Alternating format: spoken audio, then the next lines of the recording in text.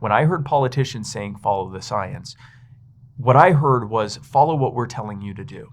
My name is Spike Cohen. I was the Libertarian Party's vice presidential candidate in the 2020 election. I first heard of COVID when I was in Georgia at the Libertarian Party of Georgia convention. And some people got sick there.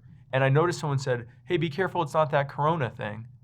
And I thought, corona, like what is corona? And so I looked it up, the corona sickness or whatever. And I saw that there was this illness that had been identified in China. And that there was fears that it might make its way here, and that that what was going to happen.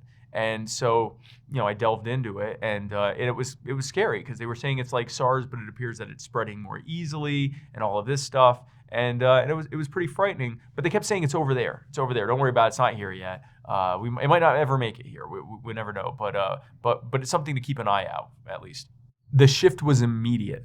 And it was sort of a three-part thing. It went from, that's not going to affect us, it's over there, to, this is kind of dangerous, but it's not going to be like in these other countries, too. Everyone needs to stay home. This is scary. We could all, many of us could die if we go outside. And it was interesting because in early March, while I was still voluntarily quarantining from being sick, because I didn't know how long, I actually canceled some events that I wasn't going to go to because I didn't know how long I could, if I did have COVID, how long I might continue to spread it and so forth. So while I'm voluntarily quarantining at home, I am making anti-lockdown videos saying other countries have already started doing these lockdowns. China, I think at that point, Italy had done it, Spain and some others.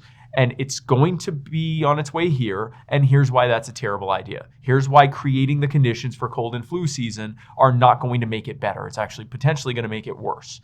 And I'd make these videos, and the comments would all be either people saying, what are you even talking about?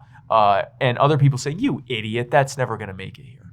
And within a matter of weeks, you idiot, it's never going to come here. They would never do that here. Turned into, you idiot, if you go outside, you're killing everyone. And it was a very immediate shift. And it demonstrated how quickly government and corporate media can change someone from not even knowing what something is, can shift them to knowing what it is, being deathly afraid of it for themselves and others, and being willing to accept whatever infringement and imposition on their lives and the lives of others is necessary to protect them from it. Well, first of all, many of our campaign events were just blatantly illegal, or against the orders, rather. And the reason is because we went into states where we were told you aren't allowed to have a political rally outside. You can't have more than 3 people or 10 people or whatever ridiculous arbitrary number they created, people outside socially distancing together. They just can't, you can't do it. We're not allowing it. Total violation of your First Amendment right, total violation of freedom of assembly, freedom of political speech and everything else. No, I did. Complete and total violation, and we ignored it. We just did it anyway. And we certainly would comply when possible. But when we were just flat out told you can't have an event, we just do it anyway. And we had to. It was either that or not have political speech, not allow people to give dissenting opinion, not allow people to peacefully assemble and talk about the issues that we are facing, and not just COVID, but everything else. And so we did a lot of civil disobedience. Civil disobedience across the country. And it was interesting because you would go from one state where they didn't really care what you did. When I was in South Dakota, we did whatever we wanted, right? Like within reason. We could have whatever event we wanted. We could have it wherever we wanted. I don't even think they required a permit if it was on public grounds.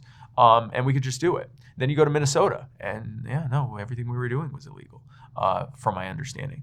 When I went to Miami, we were told it was legal, and then the Miami police came in and shut down our venue, so we just did it outside, and we were told we couldn't do it there by the police. And so the police waited for us to leave, and we didn't. We told everyone, I talked to some folks and said, listen, if you've got priors, or if you have, if you're on parole, or you got a warrant out for you or something like that, maybe you want to leave, because I'm not leaving until we're done with this event, or I get arrested. And they didn't arrest us, which was a powerful lesson there. I didn't feel like an enemy of my country. I felt like a dissident to the order that had been created by government, that in order to protect us, our lives and livelihoods had to be ruined. And so I felt less like a rebel or a dissident, and more like someone who was saying, I am standing up for what we as Americans, as people, should be able to do. Because nothing I did last year harmed anyone. Nothing I did last year threatened to harm anyone. Everything I did last year in normal conditions would just be considered normal everyday stuff. Politically campaigning, having a rally outside, having going to a park and having a big barbecue. These are things that normally would just be considered perfectly normal. So I consider myself a dissident to the extent that I was saying, no, we are going to be safe. We're not going to do anything stupid, but we're going to live our lives and we're going to conduct a campaign. And if that violates umpteen laws, then I guess we've broken umpteen laws and they'll have to decide if they're willing to enforce it. And it is crucial for those of us, I guess the dissidents, for those of us who recognize it is unjust, to talk to those who think it is just, to meet them where they are with their concerns and validate their justified concerns about health and safety.